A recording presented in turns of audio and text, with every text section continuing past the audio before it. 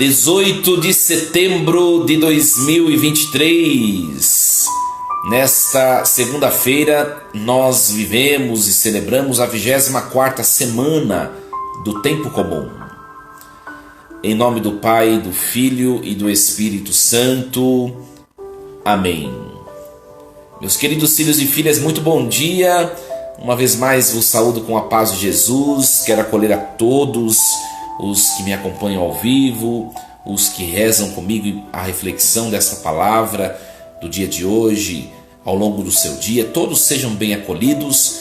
Nós vamos meditar nesta manhã desta segunda-feira a primeira leitura que a igreja nos propõe, que está na primeira carta de São Paulo a Timóteo, capítulo 2, versículos do 1 ao 8. Caríssimo, antes de tudo, recomendo que se façam preces e orações, súplicas e ações de graças por todos os homens, pelos que governam e por todos os que ocupam altos cargos, a fim de que possamos levar uma vida tranquila e serena, com toda piedade e dignidade.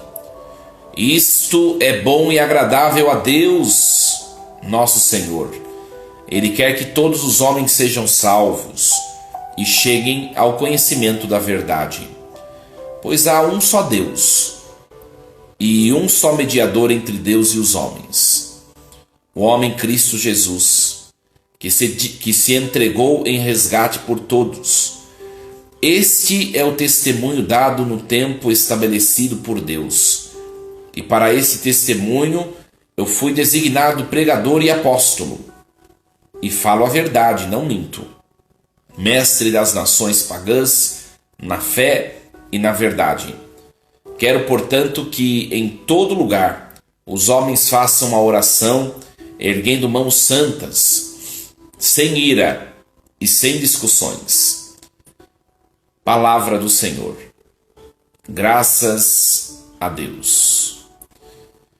Meus queridos filhos e filhas, uma palavra bastante bonita hoje, 1 Timóteo 2. Antes de tudo, Paulo diz assim, antes de qualquer coisa, antes de tudo, eu recomendo que se façam preces e orações por todos os homens, súplicas e ações de graças por todos os homens. Paulo percebe a necessidade da vida de oração, meus queridos, que é o que nós temos feito ao longo da caminhada, dessa quaresma de São Miguel Arcanjo. A oração, ela edifica. A oração, ela puxa a nossa humanidade, a nossa fragilidade para Deus, para as coisas do alto. Qualquer que seja a circunstância, a vida de oração é um pré-requisito para nós. Por isso a necessidade, meus queridos, de tempos em tempos, em cada momento, em cada circunstância, de pararmos e invocarmos o poderoso nome de Jesus. Quando nós pronunciamos o nome poderoso de Jesus, como nos diz o texto que nós acompanhamos essa semana, o inferno treme, o céu, terra e os abismos se colocam em adoração desse nome poderoso. Nós temos que crer no poder do nome de Jesus. Oração é algo que é claro que a gente, de maneira muito ritual, a gente pode fazer acender uma vela diante de uma imagem que é um símbolo, né? Mas o nosso dia deve ser permeado pela oração. Quando nós nos abençoamos, abençoa os familiares, vai passar por algum momento difícil, alguma coisa, traz o sinal da cruz, reze uma Ave Maria, reze um Glória ao Pai. Um momento difícil, de bastante tensão na sua vida, reze um creio, reze o credo, sabe? Pegar o hábito de transformar a oração num alimento constante do nosso dia. É isso que Paulo está falando. Eu recomendo que se façam preces e orações, súplicas e ações de graças por todos os homens. Nós temos de rezar por todas as dimensões da nossa existência e por todas as pessoas que se achegam até nós. E aí ele vai falar, né? Rezem pelos que governam, por todos que ocupam altos cargos, a fim de que nós possamos levar uma vida tranquila e serena, com piedade e dignidade. Os nossos governantes. Aí entra uma questão bastante complicada para nós. Não é verdade? Porque eu gosto de ler bastante jornais, sabe? Vou acompanhando, sobretudo virtual, né? Entro no site de vários jornais, né? Globo News, CNN, Jovem Pan, O Tempo e tantos outros. Poderia elencar que eu sigo vários jornais, eu vou lendo. E eu gosto de ler os comentários das pessoas. E eu vejo muitas críticas, sabe, aos nossos governantes. E de fato, meus queridos, eu acho que isso é algo plausível. Nós precisamos, sabe, ler mais. Nós precisamos nos informar mais sobre as coisas, sobre as discussões que estão em cada esfera de poder, seja no executivo, no legislativo, no judiciário. A gente precisa se informar mais. E a partir de que a gente se informa de algo, a gente deve ter um ponto de vista. Todo mundo deve ter uma opinião sobre questões diversas da política, porque nós somos cidadãos, né? Acontece que quando eu profiro um ponto de vista, uma conclusão que eu tenho sobre algo, isso não pode me impedir de rezar por aquele a quem estou criticando ou a quem estou realizando um juízo. É esse o nosso mal. Por exemplo, nós temos um presidente da República. Eu não sei se você votou nele ou não. Eu não sei se você é concordante com as políticas deste governo atual ou não. Mas uma coisa é certa: a gente precisa edificar a nossa nação por meio da pessoa desse representante, pela nossa vida de oração. Sabe por quê? Porque quando nós não rezamos por um homem que nos representa, seja ou não do nosso agrado, nós estamos caminhando em malefício próprio. A queda, a decadência da nossa nação, ela é prejudicial não somente ao que está lá em cima nos governando, mas a nós também. Aliás, é muito mais a nós do que ele. Isso vale nas esferas estaduais, nas esferas municipais, também dentro da igreja. Não sei, talvez não é disso que Paulo está falando com toda certeza, mas aqueles que governam a igreja, começando pelo Santo Padre o Papa Francisco, nosso bispo, os sacerdotes que presidem comunidades, diáconos, temos que rezar por aqueles que são a cabeça de determinado organismo. Porque nós estamos dentro, imersos, nós somos participantes. Se aquilo não vai bem, nós padecemos a nossa carne. É questão de inteligência. É questão de inteligência. Por isso que quando a igreja faz adoração ao Santíssimo, aquela oração pós-bênção, que é facultativa, né? Deus e Senhor nosso, protegei a vossa igreja, dai-lhe santos pastores e dignos ministros. No fundo, ali é uma oração por todas as instâncias que tocam a nossa vida, política, religiosa, pessoal e espiritual. Tudo precisa de prece. Tudo. Meus queridos, e Paulo é bastante assertivo, né? Rezem pelos governantes, a fim de que nós possamos levar uma vida tranquila. Se ele não merece a sua prece pelo mérito dele, você e eu merecemos uma vida tranquila. Então é por isso que eu rezo por ele, para que Deus realize nele a vontade de Deus. Oração. Crítica faz parte, com certeza, mais uma vez. Mas rezar, os grupos de orações, os momentos que a igreja se reúne em terço, não precisa mencionar nome para não causar rechaça, não causar asco em um ou em outro, mas rezar de maneira geral pelos nossos governantes. A igreja faz isso em toda a missa. Nós olharmos a estrutura ecológica da prece dos fiéis, sempre ou quase sempre vai ter uma das intenções vai ser pelos que nos representam. Porque precisa. E depois disso, Paulo vai dizer assim: isso é bom e agradável a Deus, nosso Salvador. Ele quer que todos os homens sejam salvos e cheguem ao conhecimento da verdade. A mim, a você, aos nossos governantes, às pessoas que estão longe de Deus, todos os seres humanos, é da vontade de Deus que sejam salvos. Se de fato serão, efetivamente, nós não sabemos, porque também não depende só de Deus, depende de cada ser humano querer ou não estar em Deus. Mas o desejo de Deus é que todos se salvem. Deus não faz exclusão, acepção de ninguém. A gente precisa aprender um pouco isso. As escolhas de cada pessoa, toda escolha tem as suas consequências neste mundo e no outro. Cada um de nós herdaremos as consequências das nossas escolhas. Uma coisa é certa, a nós cabe o quê? Abraçar a todos. O juízo pertence ao Senhor, pertence a Deus. E aí Paulo continua: pois há um só Deus, um só mediador entre Deus e os homens, o homem Cristo Jesus, que se entregou em resgate por todos. Deus se fez ser humano para que, por meio da humanidade de Deus, nós tivéssemos acesso à eternidade. Meus queridos, nós temos desde antemão, desde já, acesso às realidades dos céus. Por meio de quem? Por meio de Jesus Cristo, que se fez um de nós.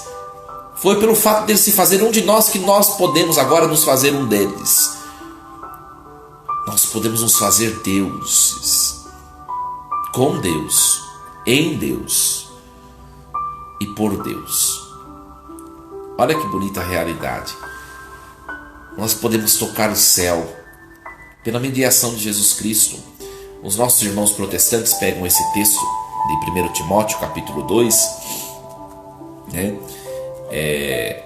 Para dizer assim: só tem um mediador ou intercessor, porque nós falamos da intercessão dos santos, né?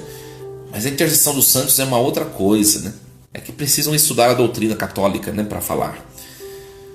A intercessão dos santos, os santos são parceiros, são irmãos que já nos precederam, mas já estão diante de Deus. Quando eu falo da intercessão dos santos, eu falo de alguém que está rezando por mim. Isso, quando eu falo em relação aos santos, intercessão é isso.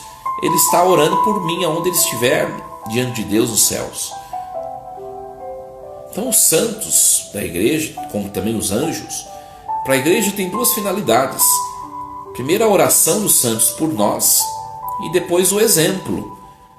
Os santos, quando aqui estiveram, foram homens pecadores, mas eles tiveram algumas virtudes que nos edificam quando nós olhamos para a vida deles.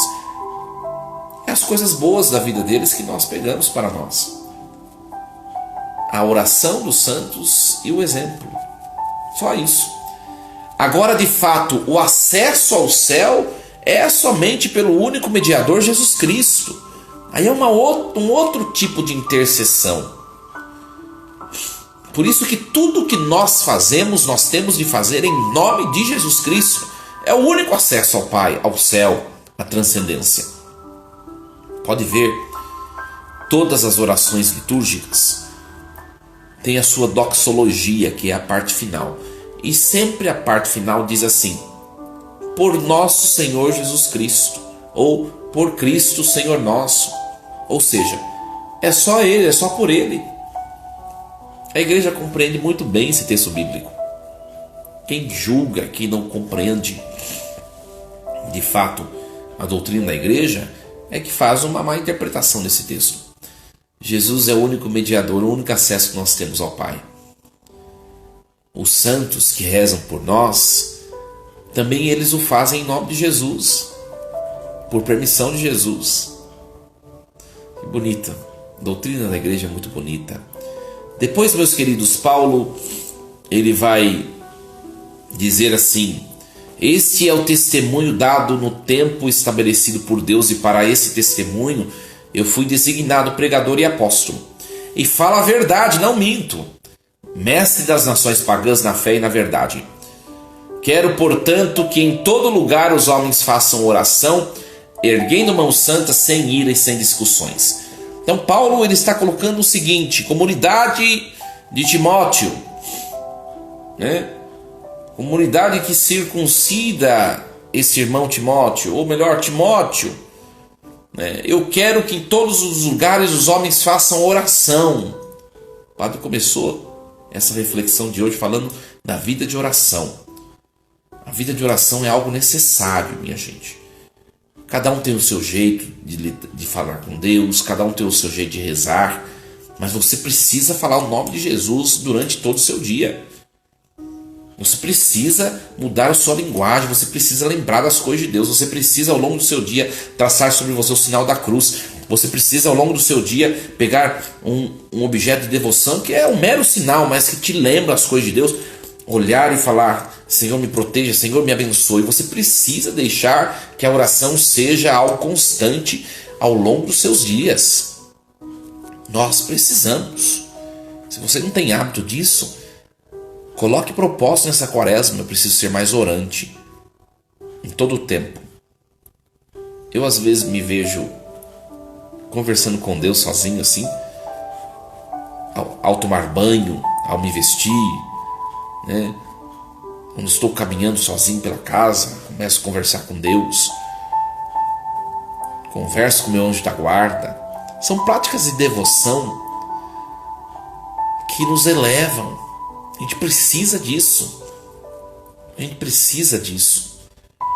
E ele diz assim: quero que em todos os lugares os homens façam oração, erguendo mãos santas. A oração corporal, erguer mãos, né, significa nos elevar até a glória dos céus, o se ajoelhar, o erguer as mãos, ou colocar a mão no coração. São gestos essencialmente necessários? Não. Mas são gestos que favorecem a nossa piedade. Tem gente, por exemplo, que vai se colocar em oração. Eu vou rezar, por exemplo, a quaresma de São Miguel. Vou rezar a quaresma de São Miguel. Aí reza, suponhamos, tá aquele frio, que agora tá calor, né? Mas tá frio, a pessoa reza deitada debaixo do cobertor, com a luz mais ou menos fosca. A pessoa não vai rezar direito, ela vai dormir. A oração fica comprometida. Nós precisamos rezar com o corpo. Mãos santas erguidas. E mãos erguidas se voltam para o céu, tocam a bênção de Deus e traz a bênção para nós. A mão tem um poder supremo na nossa vida. A mão tem um poder, a mão tem um significado muito grande para nós. É com a mão que nós abençoamos o próximo. É com a mão que nós nos abençoamos. É com a mão que nós recebemos a transcendência, o sagrado, o todo-poderoso pelo sacramento. É com a mão que nós recebemos a unção dos enfermos, aqueles que adoecem ou que têm risco de, com a saúde comprometida. É com a mão que a água no ritual de ablução, seja na missa ou em qualquer outro ritual, é lavada. A mão tem um poder magnífico. Coloque sempre a mão em você, no seu coração, na sua fronte. Use da mão para que a transcendência possa adentrar tanto na sua fisiologia quanto na sua espiritualidade, na sua alma. Traça o sinal da cruz, abençoe, impõe as mãos, né? Pai, mãe, seu filho, por exemplo, um exemplo, tá bom? Seu filho vai ter prova na escola, vai lá, pai, mãe, põe as mãos sobre o seu filho. Você tem autoridade paterna, materna. Depois, ao término de impor as mãos, traz o sinal da cruz. Claro que você não é sacerdote. A bênção sacerdotal é uma bênção singular. mas você tem autoridade. Use aquilo que Deus te entregou. Seja uma pessoa de autoridade na oração. Sabe, às vezes a gente não crê naquilo que a gente fala com os lábios. Eu creio, Senhor, mas aumenta a minha fé. Eu creio, Senhor, que o Senhor pode. Eu creio, Senhor, que tal coisa. Mas se você crê, então use desta força que está na sua alma e transmita para aqueles que precisam. Depois ele termina: quero, portanto, que em todo lugar os homens façam oração, erguendo mãos santas, sem ira e sem discussões. Ontem foi o 24º domingo do tempo comum, né? E a igreja falava do perdão. Tirar a ira, tirar as discussões. Você está vendo que está criando um espaço onde o demônio está se infiltrando? Já repreenda em nome de Jesus. Reze uma Ave Maria, um credo ali, fala: opa, aqui não. Está vendo que está insurgindo um conflito na sua casa, no seu casamento? Opa, aqui não. Repreendido em nome de Jesus. Fala em nome de Jesus e silencie. Você coloca em silêncio. Sem ira e sem discussões. Fuja das discussões. Sabe, minha gente? Brigamos por coisas insignificantes. Discutimos por coisas tão bobas. Não aproveitamos o tempo. Ficamos perdendo tempo com coisas que não valem a pena. Discussões e brigas por vaidades, por coisas pequenas. A vida é tão curta, minha gente. A vida é tão curta para a gente perder tempo com ira e discussões vãs. Nós precisamos nos abraçar mais, precisamos conversar mais, partilhar mais a vida. Menos ira, por menos discussões e mais fraternidade, mais amor. Aquele que reza de verdade, ele não promove a ira e a discussão. Ele é o canal da graça de Deus onde ele convive. Pode ter certeza, quando alguém estiver te ofendendo, te acusando, alguém estiver sendo prejudicial a você, é a pessoa que de fato não ora com a alma, não é íntima de Deus. Porque quem é íntimo de Deus promove a paz, promove a concórdia. Quem está cheio de Deus vive a vida de maneira plena, não perde tempo com coisas que nos diminuem, que nos desestabiliza. As pequenas discussões, não estou falando das grandes, não. Estou falando das pequenas discussões, já são um pequeno atentado contra nós mesmos, contra nossas instituições, nossa família, nosso casamento, nossa paternidade, nossa maternidade. Não permita que a ira, não permita que a discussão, não permita que esse câncer que vem do diabo, que é a inimizade, entre nos seus relacionamentos. Só que não depende só de uma pessoa, mas nós temos que fazer a nossa parte. Está sendo ofendido? Silencie. Entregue para Deus. E Deus, ele toma nas suas mãos, ele faz o melhor. Que Deus nos ajude, meus queridos, que a palavra de hoje, muito bonita, né? Nos ajude a sermos pessoas orantes. Pessoas orantes. Nos ajude também a sermos pessoas pacíficas ou cheia de pacificidade. Pessoas orantes e pessoas de paz ou pacíficas. É isso que hoje a leitura nos sugere de maneira sintética. Oremos, promovamos a paz.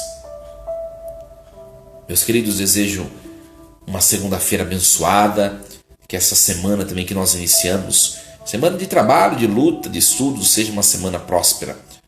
Estejamos debaixo da proteção de Deus, que nos acompanha em todos os momentos. Força e coragem. O Senhor esteja convosco. Ele está no meio de nós. Abençoe-vos Deus Todo-Poderoso, Pai e Filho e Espírito Santo. Amém.